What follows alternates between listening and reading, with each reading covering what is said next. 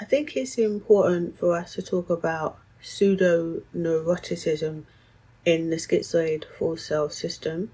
So I'm going to go into some details about this and how it manifests. I spoke in previous videos about the schizoid individual's true self being hidden away during social interactions and how the schizoid individual interacts with the world socially by way of their false self system. Also, I've talked about the splits in the schizoid personality. So if we go back to the infant that was developing, that was inherently sensitive and developed defenses towards their own emotions and also from their bodily and physical sensations. And this created a split between the mind and the body, and also between thoughts and emotions. So the schizoid individual is withdrawn from their physical body and from their emotions, and this creates a detachment from emotions during social interactions. When it comes to the full self system, the full self system has developed to serve the needs of the body. So even though we might be withdrawn during social interactions, we still need to navigate our way through the physical world, and there's a certain amount of socialization that is necessary. So just in order to have a conversation and interact with other people, we develop a full self that is capable of dealing with these social needs. Now, there's some people who don't develop much of an elaborate full self system. Now, this might be because they haven't really had to deal with many social interactions. They found a way to distance themselves physically from other people so that there's less of a need to employ a full self system because there's less social interactions for them to deal with. Now, for those of us who have had a fair degree of social exposure and maybe been pressured into interacting with other people, some of us can have quite an elaborate full self system. Now, this full self system is going to be a type of self that will fit in with society. Now, our true self isn't adhered to society's value systems necessarily. Some of our true values might be harmonious with society's values, customs, etc. But our true self is not necessarily adhered to the external world, so it tends to have its own implicit value system. When it comes to the full self, it, as I said before, it needs to be harmonious with society because it's like our vehicle that transports us through the world. We want to get through the world as swiftly as possible with as least amount of conflict as possible and the least amount of adversity. So the full self is really very much about getting along with people, and it's about fitting in, it's about blending into the group. So where does the pseudo-neuroticism come in? Why sometimes our full self can develop a form of pseudo-neuroticism is because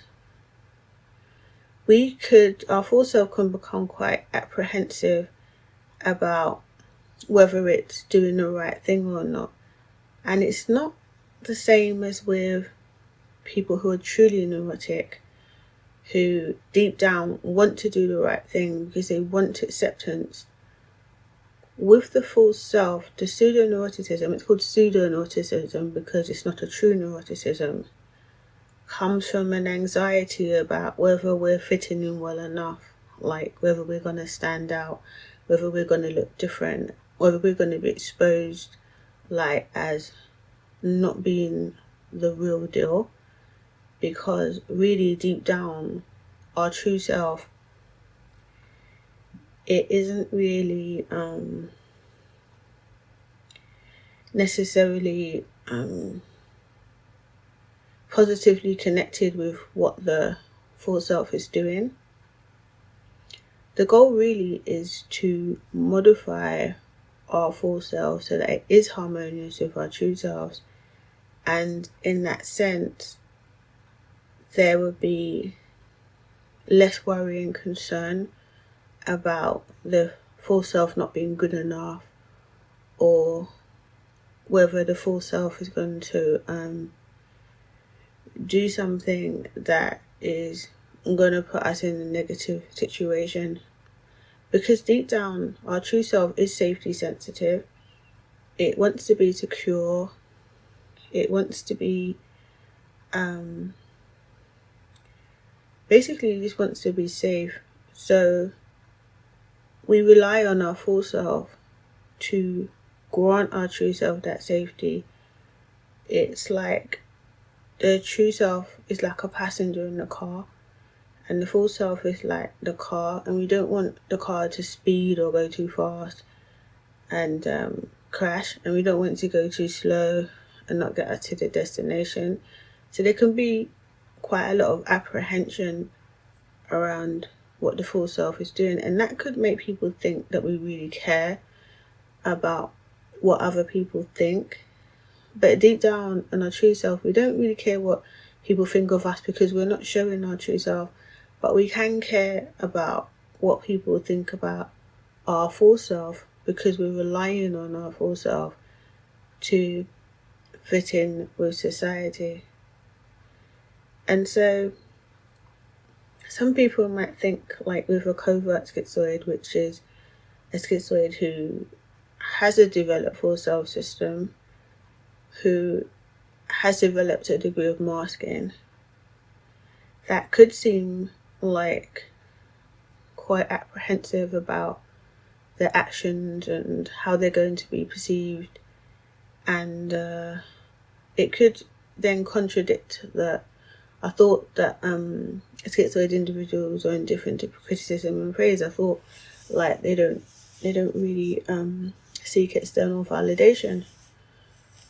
But with the full self system, it needs to be accepted in order to be doing its job properly. But because of the split in the schizoid personality, because of the detachment between the true self and one's actions, with the true self being a passive observer, then this means that we wouldn't really count the full self or any anxieties related to that to be in our true self. And this is why sometimes we can feel resentment towards our full self, or resentment towards having to play certain roles within society. Now, some roles come easier for us than others. It just depends who we are, what our path is, and how well we are at adapting socially. But really, I just wanted to highlight the issue of pseudo-neuroticism, because the image of the stoic, detached, unfeeling person is very much more representative of the overt schizoid. But with the covert schizoid, they can seem quite at times unconfident on the surface, and it really does depend, as I said, on the person's background, and it could be depend on what stage of life they're at. It could depend on what sort of social roles are being put on them, if they're roles that they're familiar with or unfamiliar with. And so pseudo-neuroticism is a thing, but as I said, it is pseudo, and deep down we're not neurotic at all.